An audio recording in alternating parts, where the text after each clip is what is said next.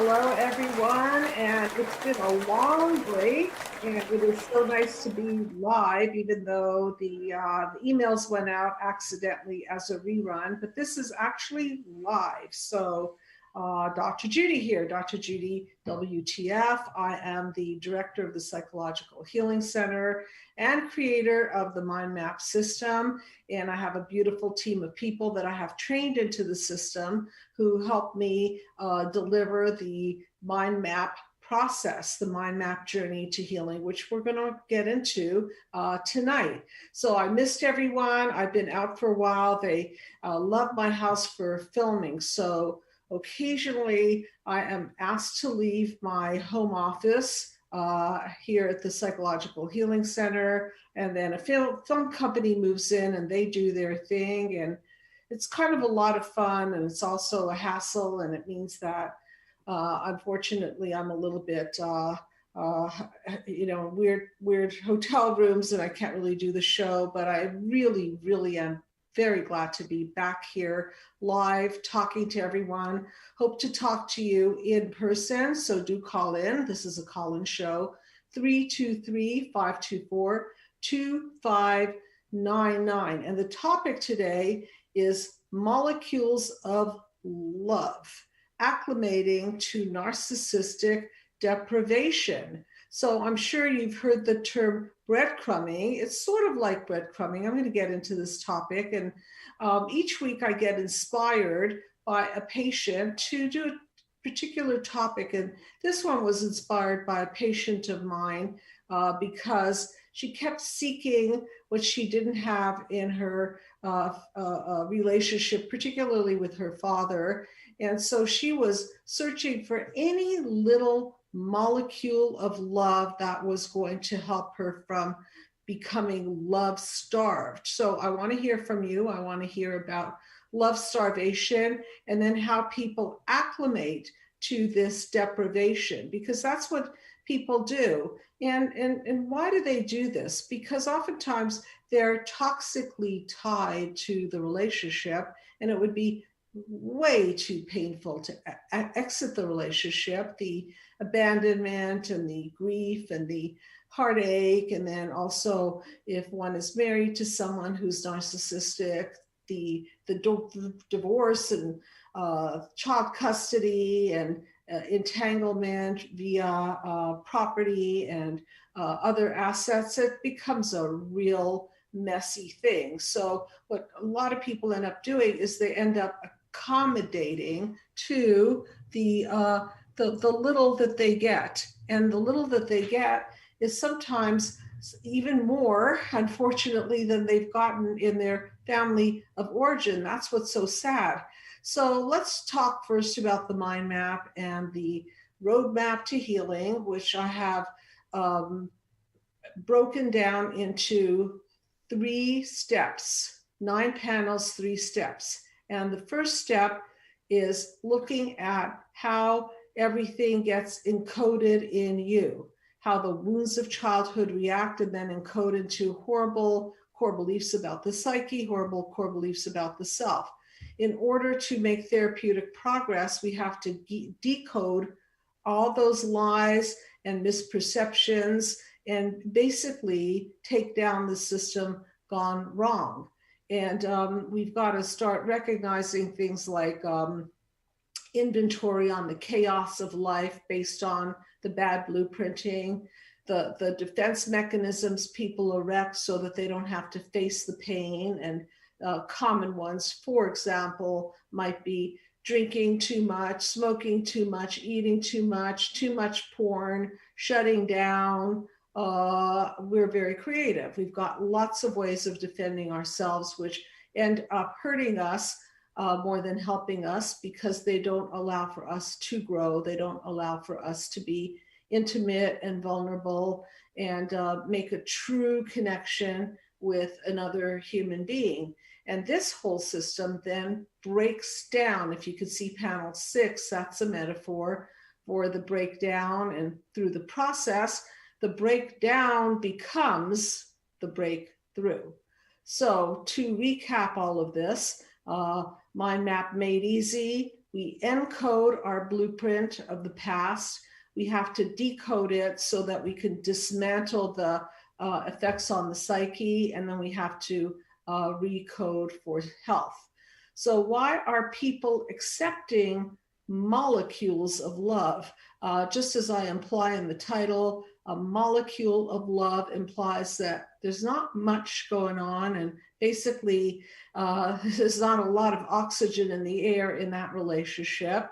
Not only is there not a lot of oxygen in the air in the relationship, but the person who is vampiring you out tends to take that oxygen out of you. The little that they give you, the breadcrumbs they throw at you, they suck right out and leave you very, very empty and very, very much feeling less than and abandoned and used. And so the cycle continues. And what the Freud is going on here, how could anyone in their logical mind accept such a relationship?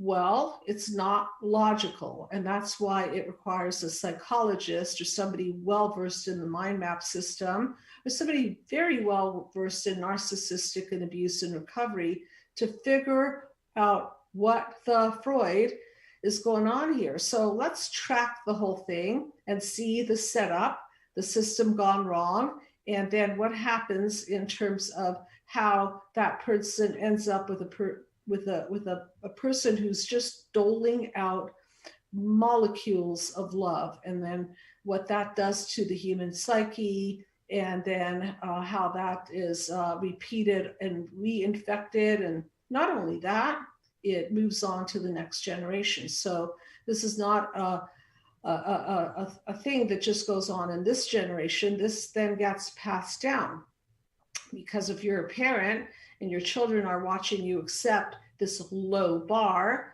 then they're thinking that they are only expected to live a low bar. And so they copycat off of the system gone wrong and keep doing the same thing, or they identify with the other party and become the person taking, and leaving only molecules for the other. So obviously this is a very imbalanced kind of system. And as soon as we can entangle it and set you free, the better. And if you're entangled in such a situation, then obviously you know that there's help at the Psychological Healing Center, and you can choose to do this beautiful journey of the mind map consisting of 9 panels and 10 sessions. And also I want you to be aware that there is a mind map video series for $195. And that video series you can easily order, and you can learn the system. You can get the PDF of the book with it and download the journal and get so educated that you can think like a shrink. Because I see that one of my purposes is to help others become independent of therapy. Lots of therapies don't have a plan. Lots of therapies are endless talk. I'm not a fan, as most of you know, I'm not a fan of no plan and endless talk therapy, because nobody learns anything. And if you're not learning, then you're just there to vent. And if you're there to vent, then you're wasting your time and money, because you can vent to anybody. Really, you can vent to a friend, you can vent to your dog, which I oftentimes do, by the way. I have a very intelligent dog. German Shepherds are highly up there in intelligence, and she gets it. So I want you to get that the quicker you can learn a system of healing and think like a shrink, the better a position you are going to be in, not to be tricked and fooled and have the wool pulled over your eyes and fall for such a low level, a low quality of love. So as promised, I'm going to mind map this whole thing, and many of you are familiar with the mind map, and please do, at the very least, get a free PDF copy of my book, Be the Cause, because it's all in there. And I detail things like attachment theory. I detail things like how to to unravel this, I call it the psychovirus, the virus that infects our thinking and then takes us down because it's the trigger button in our psyche. In the book, I talk about the amygdala, which is the primitive brain, the reactive brain, and how to calm it down. So there's just so much information in the book. And more than information, it's really a breakdown of my mind map system. So if we go to panel number 1, you can see the darkness and the light. And you can see that behind all of these spots, the dark spots, is this white glowing light, which is a metaphor for the best of your best, your full potential, the uninjured self, okay? The uninjured self that then can grow to self-actualize, as Maslow says, and the uninjured self, which nobody is uninjured. I've just never met a person who doesn't incur some level of injury in life. The uninjured self, if we clear away the shadows, we can at least clear away and process the injuries so that you can breathe again, so that you can grow again. And those dark spots represent wounds of childhood, wounds of neglect, and wounds of abuse.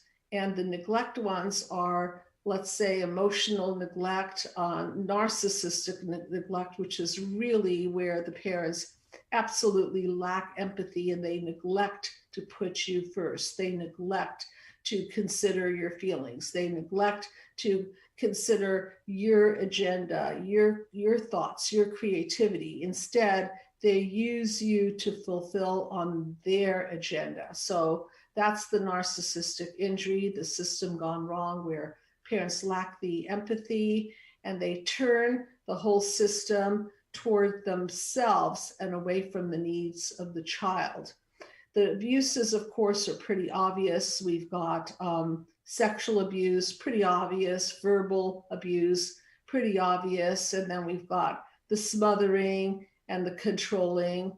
And these are the abuses and the neglects. And parents oftentimes will team up, and one might be the committer of an abuse and the other might just be the standby person and omit to help. It's a very important distinction I make in the therapeutic process and also in the book and the videos. There's the omitter. The omitter is that parent that stands by and just does nothing. And the committer is the person who might beat the child or name call the child or do something very injurious to the child. And so you can see that when you come from an environment like this, the bar is pretty low and love is not in the air. And the molecules of love are pretty skimpy. And it is technically and emotionally hard to breathe because it's hard to breathe when we're disconnected from. When we're disconnected from, we feel alone, we feel empty, we feel confused. This disconnect affects our cognitions, it affects our physical health, it leaves us compromised in our immune system. And so this is big. It's very hard to see emotional neglect and disconnect because often there are no bruises. Okay, if you neglect your child, where are the bruises? Are you going to call Child Protective Services? They're going to think that you're crazy because they're not seeing anything, unless it's just an obvious neglect where you're leaving your child home for hours and hours and days. The whistle isn't blown and the system isn't confronted. So unfortunately, these subtle things are big things and they impact the psyche. And so when we're raised in an environment of abuses and neglects, as I said, there's not much of a feeling of love. I call it human disconnect, mother, infant disconnect, father, infant disconnect. it sometimes starts with the mother and the father not being really great partners. So they don't have this secure family system where they're loving and supportive and providing for their kids a proper structure with good boundaries and rules and fun and play and connection and all that. So that if you don't have that, then is there a call in actually? We do have a call. Okay, so just to finish the sentence, I'm going to take the call. When we don't have all that, then what can we expect in relationships? And hello, thank you so much for calling in. What is your name, please? Are you still there? Yeah, I'm here. Hi, thank you so much for calling in. And what is your name, or make up a name? Oh, no, my name is Dawson. That's okay. Okay, hi, Dawson. How you doing? Have we spoken before? I'm good. I think we have. It's been some time. I thought so. Your name is familiar. Okay, how are you? Yeah, because I'm good. I appreciate that. Thank you. I don't know that I've called in on the show, but you and I have talked over the phone. Oh, and, yeah, I think so. Yes, and so tell me how you're relating to this particular topic. Well, I thought the molecules of love. Are we live? Okay. Anyways, molecules of love. Yeah. Anyways, the molecules of love is brilliant, and I can relate to it. So, anyways, I'll just try to do this in real time. But maybe it just seems like volume, some volume is going on in the background. So I'm gonna turn it way down on my computer. Turn it way down, and so then maybe I could hear you as foreground. That would be great. Then we'll just have a conversation like a phone call. Yeah, perfect. And everybody else who's anyways, no, it's my thoughts on this subject are, I just really relate to the molecules of love, being that, molecules are infinitesimally small. Yes. And we can get love, in infinitesimally small doses. Yes. And it's like bait, it's like bait when you're really, low and not feeling good or whatever. I know that when I was growing up,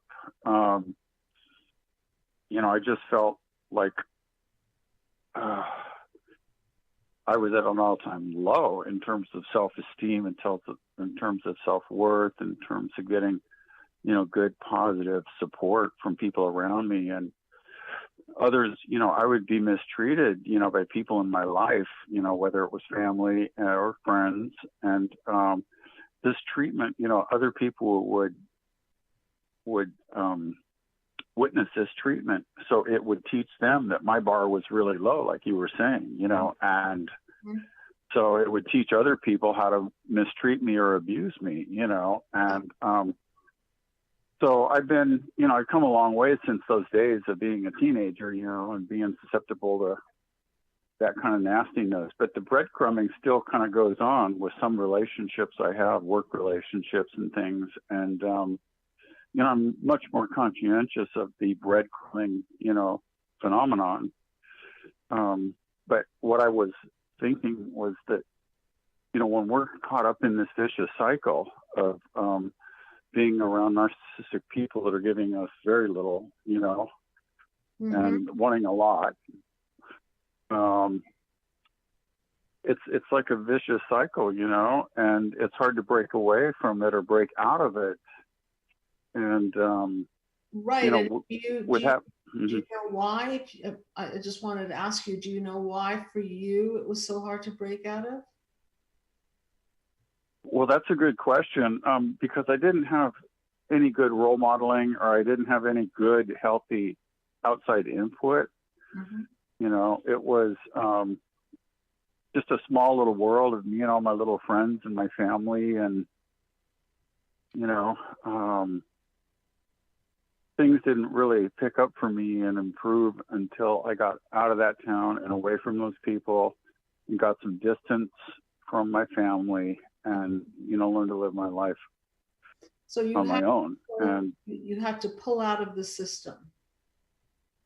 Yeah, so for sure.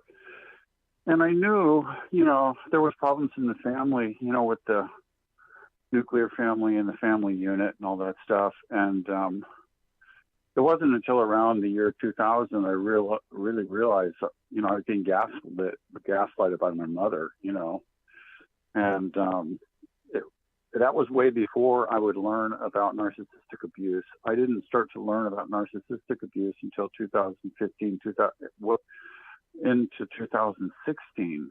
And from 2016 on, what's taken place on YouTube and on the internet, and with the overall awareness of narcissistic abuse and NPD and all that has just pretty much exploded, with wonderful content from quality people like you and so many others, But it's just hard to even grasp such a subject, and you can't really talk about it with most people because they have no frame of reference, with which to, make sense of any of this information. But it's sort of like I wrote actually I have this fantasy of writing rock song lyrics, and I wrote one. I'll read it to everyone at a different stage. I'm trying to find a musician who could put music to it, and then I can play it out on my YouTube channel. But the title is Dirty Fishbowl. And you're bringing this to mind right now, because when we have this low bar, when we're in this dysfunctional family, we don't know, the fish doesn't know if it's swimming in a dirty fishbowl, because the fish is home. It's your home. You're used to it, right? You're used to it. Oh yeah, totally. You don't want to be disrupted. And so you can just keep swimming around there day, night, day. And if anybody tries to show you, hey, you're in dirty waters, you're not going to take too kindly to that, because why do you think? Well, your point is well made, because, so many of us that, we grew up in toxic environments, whether or not we had drugs in our world and in our lives, or whether we had alcohol or alcoholism in our world and in our lives, or maybe we just had a dysfunctional family, any of those would qualify as a toxic environment. And then you bring predators along and abusers and committers and omitters, and, omitters are abusive by neglect. Exactly. And it's like, come on, where do you even begin to make sense of something like this? Now, at almost 65 years old, I've had a few years of life behind me, and then fortunately a few years of recovery too. So it's thank God, for that. And you're really putting this content out there and making it tangible for us, and it's a real blessing. No, it'd be great to. Oh, thank you. And I want to make it so easy to understand. I love Einstein's quote: if you can't explain it easily enough, then you don't know it. And even although the mind map is very simple, it took a real long time to develop the intricacies of it. But you could see that it's a simple model from the past through the darkness of the here and now out into the light, encoding, decoding, recoding, back to that dirty fishbowl. People don't want to be confronted. They don't want to be told, hey, there's something wrong with your family. There's something wrong with you, because change is not something that's all that welcome unless people really desire it. Plus, if you point out the dirty water, then the problem now is you have to change the water, meaning that you have to acclimate to something cleaner, something higher level, and you don't know how to do that. So you've got to really learn to receive the light, so to speak. And so that's why people have to be ready to take down that old system. Nobody wants the unfamiliar, but then it's the unfamiliar that might really save us from the familiar system gone wrong. So Dawson, you get it, right? You get that these molecules, rightly said, they're so tiny and they're so unnourishing, but better than nothing, right? Well, no, it's even more than better than nothing. I mean, it kind of reminds me of that. It was a bestseller on Oprah Winfrey, A Million Little Pieces. It was of a guy about being a drug addict and stuff like that. I think that was, that may not be a good reference, but, the idea that you're being shattered, into a million little pieces. And, but there are micro pieces of ourselves, and you go into this in this molecules of love, and it's just like, it's important, the concept of showing love in so many different ways and being supportive, and like your program, tonight, and taking my call and thank you. Welcoming me on the show. Of course. And you know me, I'd rather talk to you and people who call in than talk at the audience, which is okay because I usually have something to say, hopefully of value.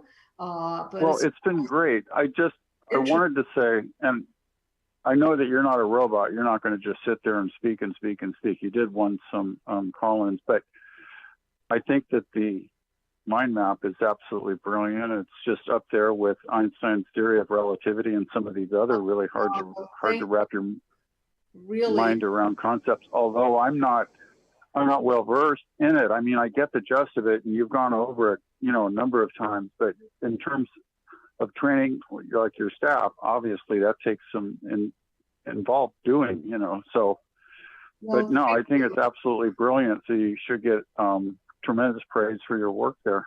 I much, much, much appreciate it. I'm going to take another call. I see another call came in. Yeah. And thank you so much. It's been a real pleasure. Acknowledgement. My pleasure. Okay. Be well. Have a good night. Bye now. Good night. Okay. And thank you so much for calling in. I hope that you hung in there. And hi, you are on the couch. What is your name, please?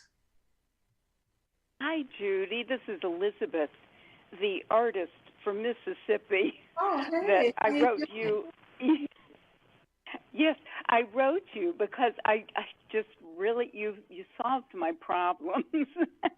Well, thank you. I just did the artist podcast instead of be the cause and Dr. Judy, But your program really works. It really does. And do I ever remember the molecules of love and getting off the phone with my parents and being just in a swivet for the next 2 weeks because I was so hurt by them. And so I remember it, but it just seems like somebody else's life at this point. Well, that I hope means that you have grown and that your bar is higher and that you recognize these molecules as unacceptable. However, right, exactly. Right. But, when you're in a toxic situation, when you're in what I refer to as the double dungeon of darkness, you can't turn to your mom, you can't turn to your dad, you can't turn to your husband, you can't turn anywhere, and you feel trapped, you feel exactly. And childhood is a hostage situation because where's the child going to go? So you're in this trap. There's nowhere to go. Right. And so, and then you're feeling deprived. And then, of course, that plays on your psyche and affects and infects your self-esteem. And you keep trying to do things that are going to make you acceptable and worthy, so that they will love me because I've done such and such. And you just keep trying and you keep beating your head against a brick wall, and it never helps. It never helps. The ugliness of that. The biggest thing that I realized is that I didn't even know myself. I didn't know what I really loved and enjoyed before going through your program. I didn't really know I was an artist, and now I'm having all this I success remember at your it. It's letter. just I remember amazing. what I said to you, and I still stand by that. That I really would like to invite you to do a show, because there's so much darkness that I talk about, and you're a clear example of what happens to a human being when they do the work, when they clear those abuses and neglects out of their life as best as humanly possible, and tap into the light. Oh my God, I just want to tell program, your program gives a systematic plan where you can work through it. I went through years of counseling, and it didn't really it didn't make any difference. Mm-hmm. I might feel a little better for a little while because I've vented, and then it would all come back again. I want the audience to know that I opened up Elizabeth's letter, and she sent me her website, which you're free to share. What is it, so people can see it, if you don't mind? It's erspatterson.com. So if you go there and you see her artwork, it is breathtaking. It really is. I was in awe. Oh, that's so sweet. Thank you. That's so really kind of you. It's really true. It's like an aha experience for me. And the fact that you had no idea of your potential is only testament to how these shadows shadow over us. I never thought it would be anything more than a hobby. I really didn't. And I might piddle a little bit on the weekends before, but I never really took it seriously. Are those oils? No, I could be an artist. Are they oil paintings, the ones that you have up there? Yes, they're oil. I do oil, I do pencil, and I also do pastels. Well, absolutely gorgeous. So, but mostly the oil. Everybody have a look at that. Say the website one more time so people who didn't catch it can catch it. Okay. It's erspatterson.com. ERS like Sam or F like Frank? S like Sam. Okay. erspatterson.com. Yes?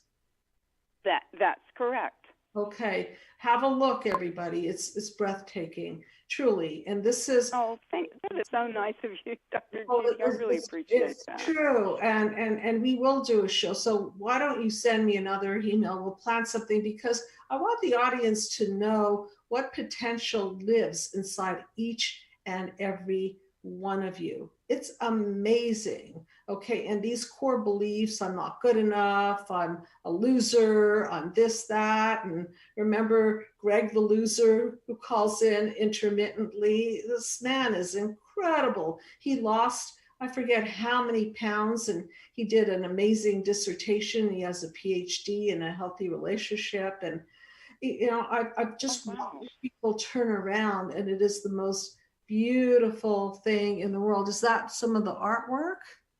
Yes. Oh, thank you. Oh, you're so sweet, Tony. Thank you. Look at that, everyone. I mean, is that aha or what? Yeah. So can you imagine somebody who was riddled with childhood fears, neglects, shadows, and then works through all of this, and look at the light that is revealed. It is unbelievable.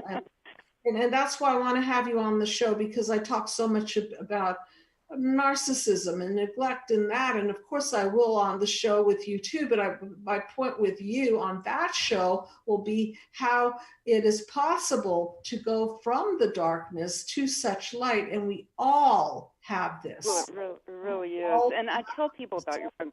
Every time I have an opportunity, I tell people about your program. Thank you very much. I wish you could get it into the school system. I really do. Oh, so do I. I've tried, but it is an administrative mess. I can't myself do it. I wish I can get it into the prison system, because why are people in prison? Oh, goodness, yeah.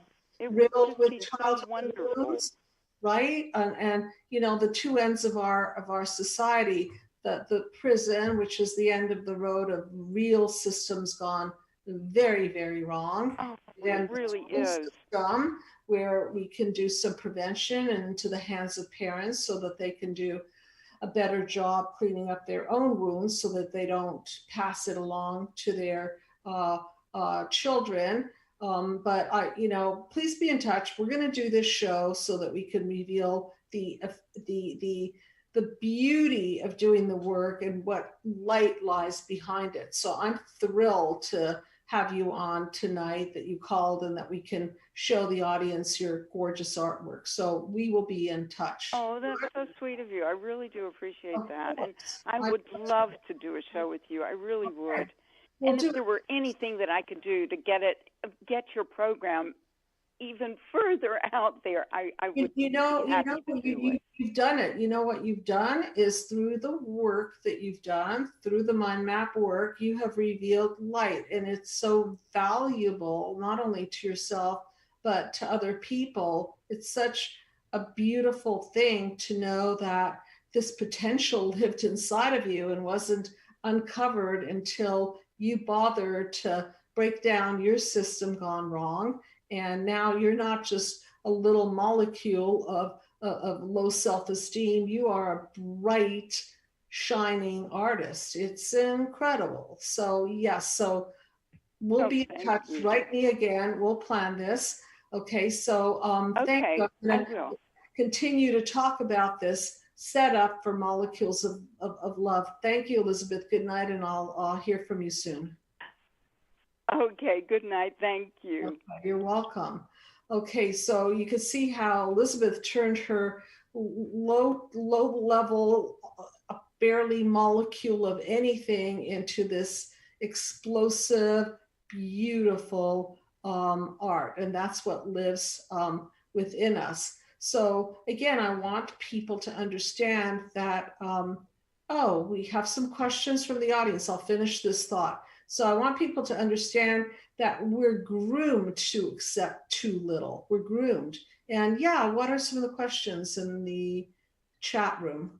Go ahead. I hope I can you read it? Because I cannot see that. I can. It's from Shara Wish. Do you think that it's more than just recognizing that there is a problem and where the problem comes from? Or do you think that it has to be more done about coping and surviving through the issues? And how? I love the question, because typical therapy does a lot of coping and surviving. Okay, so yes, we do have to cope. Yes, we do have to survive. But step number one is identifying these childhood wounds. The secret sauce here is not just surviving, not coping, because that's like a dry drunk trying to stay away from alcohol and cope and sit on his or her hands to survive and cope and survive and cope. I would rather open up these horrible childhood wounds. It's not a pretty process, and I liken it, maybe I'm being dramatic, but perhaps not. We've got to open up these wounds of childhood, kind of like psychosurgery. Go in there, identify the pain, the betrayal, the fear, the lack of trust. All of these things have to be opened up, because when they're opened up, they no longer become these dark, dirty secrets that we then have to cope with and manage, because we have to process them. We have to tell our truth about how we feel. We have to tell the truth about how we've been tricked. We have to tell the truth about how we've been gaslit and programmed into settling for so little. So we've got to go through a process of decoding all of this poison, if you will. And this process is a therapeutic process that you do with me or one of the members of the team. And it truly is processing all of these feelings of anger and hurt and betrayal. And they must be processed, not just coped with. Coping will only contain you for so long, because eventually you will either implode or explode with all of these stuffed down feelings or projected feelings. I hope that answers your question. And I hope I've been thorough about it. Any other questions in the chat room that I can answer? Let's see. Same person. Do you think that there is no hope for some people, even if they have like brilliant mind, brilliant ways of expressing themselves through art or etc.? Do you think there's some people that there is no hope? I don't believe that there's no hope. I wouldn't be in this business if I believed that there's no hope. I always think that with the right way of approaching something that's deeply buried and unconscious. Remember Carl Jung's quote, it's in my book, that the more, it goes something like, the more we can identify the unconscious and make it conscious, the more we can be aware and in control of it. So the no hope is when it's buried in there so deep that we don't even know what's ruling us. And the hope is connecting the dots and pulling up all that pain and garbage, so to speak, and putting it on the table and telling the truth about it and processing all of the pain around it. So I never think that there's no hope. Perfect. And then Ursula Stabler says, what if we can't see our traumas from our narcissistic mother? We cannot, because we're babies. Okay, so here's how I do it. Here's how the team does it. We do it like detectives. Okay, so do we know who done it on the crime scene? No, we don't know unless there's a camera there and we have the tapes. Do we know who done it in the case of child abuse? Not necessarily, unless we've been told stories and they're accurate. We know because of our symptoms. Okay, so panel 5, I believe, in my book. Symptoms are hieroglyphics that point to the cause. In other words, our symptoms tell the story. Our psychopathology tells the story. Our bad patterning tells the story. Our choices of poor relationships, which is the bad patterning, tells the story. And so if out of us is coming all of this psychopathology, illogical behavior, acting out, projecting on other people, anxiety, depression, suicidality, bulimia, binge eating, alcoholism, well, all I can say is read the hieroglyphics. There's something wrong. You weren't born this way. You were made this way. You weren't born crazy. You were made crazy. So now we've just got to straighten up all the mess so that you don't buy into the lie, so that you don't walk around thinking, I'm crazy, there's something wrong with me. No.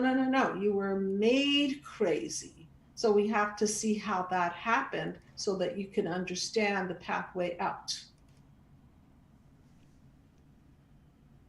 So I hope that answered that question. And feel free to call in. I think I could take one more call in. And also, my website includes a new wonderful thing. I hope it'll be wonderful. I've never had it up on my website, but now I have merchandise, and you can buy the Mind Map t-shirt, and you can also buy other pieces of merchandise like the Mind Map poster, I believe. Can you scroll through some of that? I love that t-shirt. I haven't even gotten mine.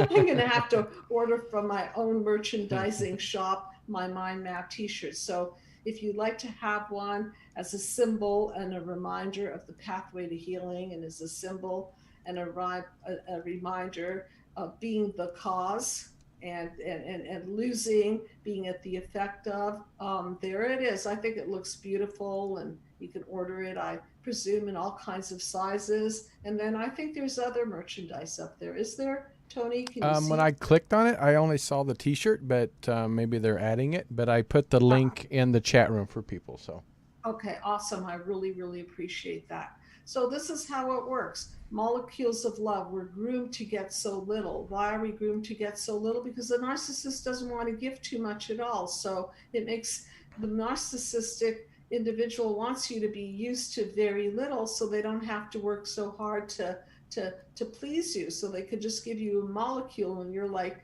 yes, this is fantastic, or I can breathe again. Remember that movie Dumb and Dumber? I just love that movie. Oh, And yeah, for sure.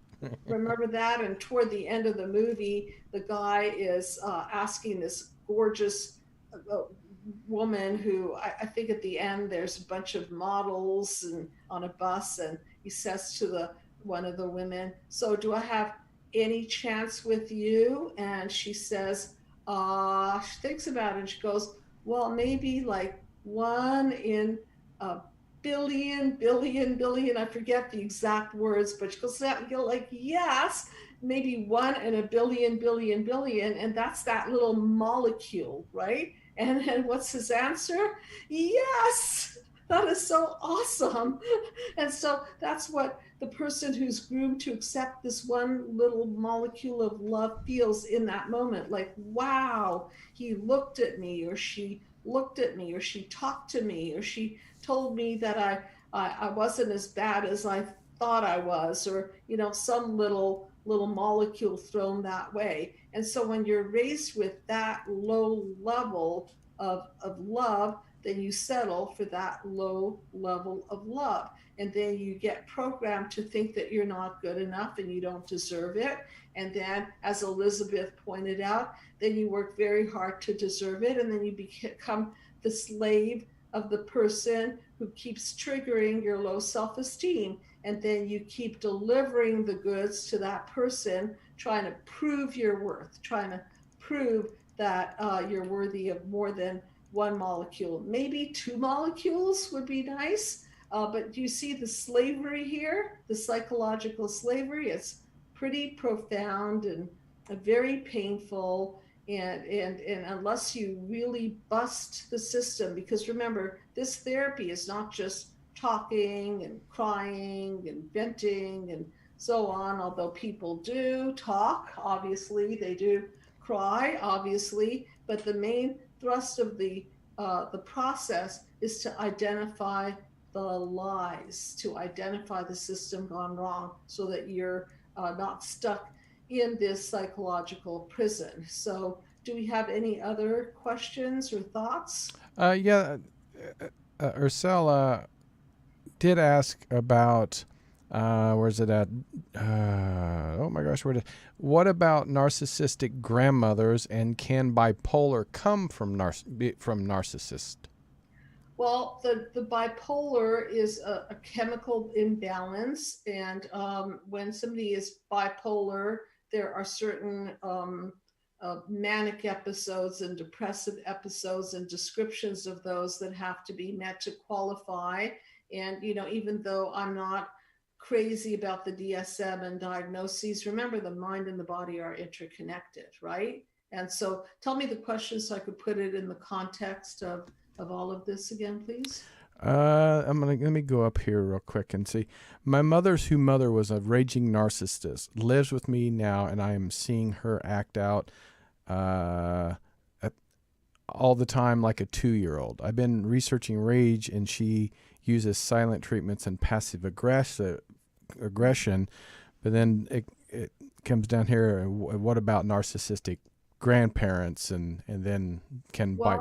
Yeah. Okay, what about narcissistic grandparents? That tells you that your parents came from that particular model. Okay, so your parents are not going to be feeling too well after being raised by people like this.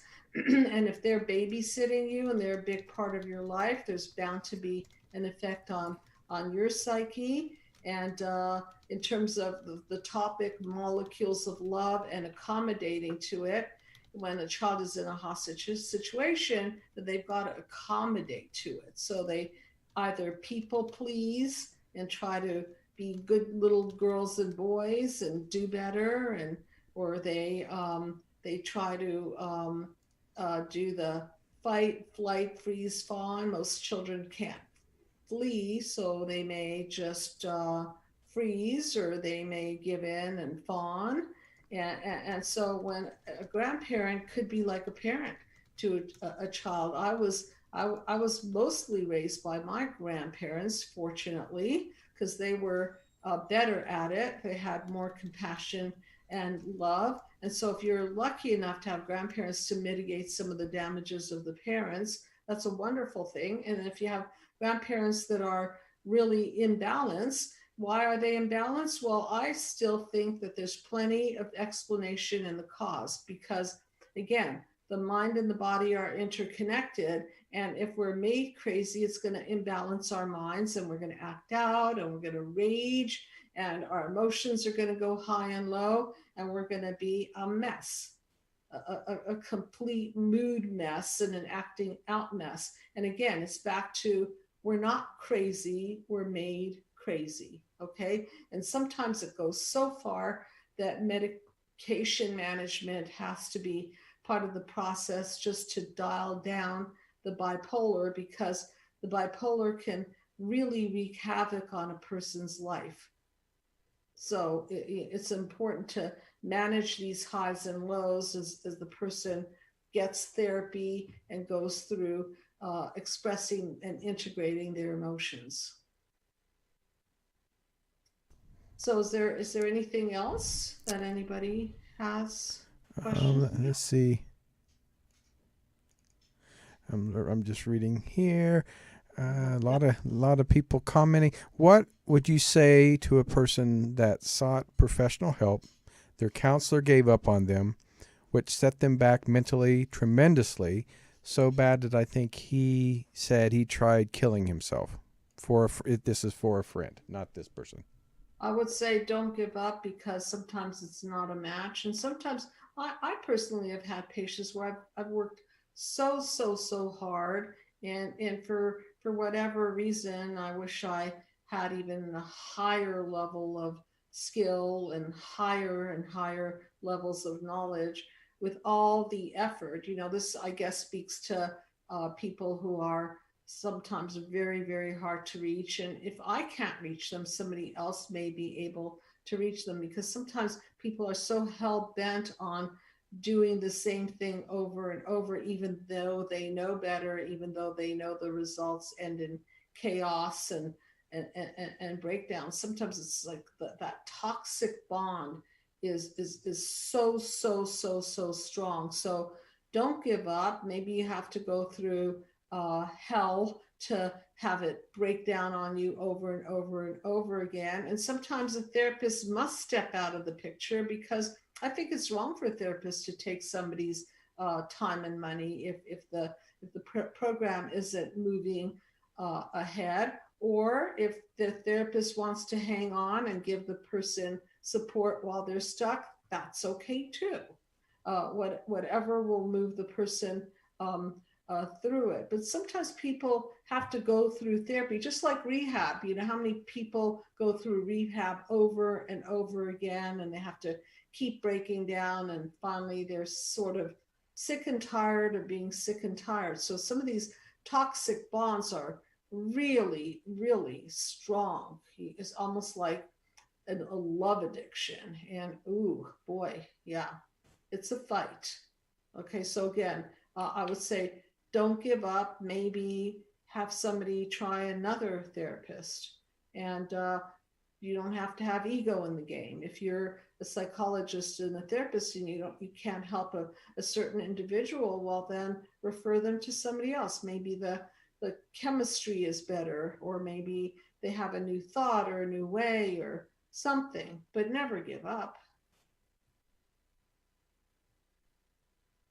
So I hope that answers a lot of questions, and please know that if you like, you can consult. You could do a full consultation with me or one of the staff members. You can do a free consultation. If you're not ready for therapy, you can do the Mind Map video series and learn the system. You can get a PDF of the book or order the hard copy at Amazon.com. Be the Cause, Healing Human Disconnect. And I'm going to go get a t-shirt of the Mind Map. I can't wait to wear that t-shirt to my next session. And I think we'll have other merchandise. So finally, I've been talking about this for so long, and now they're available. So help yourself to the merch room and shop away. And I'm going to be probably doing live shows now because I'm back in my home. And just a fun fact, if you guys have not seen the movie The Gift, it's a psychological thriller. It's scary. And if it's going to upset you, then don't watch it. But The Gift is just one of those movies that was made at my home psychological healing center. And the home really, really looks quite interesting. In the movie, you could take a pretty good view of the home. And I've had several movie companies here filming away. So when I'm not live, it's probably because they're in here making a creative mess that ends up to be very interesting and a lot of fun. And then I get to see the movie. I'm usually invited to the screening. So again, please take away that why you settle for these molecules of love and why you accommodate to the narcissist and acclimate to the narcissist is because nobody likes change and the bar is low and you've been taught that that's all you deserve. And I'm here to tell you, you can do a lot better than that. You don't have to settle for the low bar. So thank you so much for tuning in, and I will be back next week. Okay, have a great week, everyone. And if you've enjoyed my show, please subscribe to my channel. If you need help, please call the number below.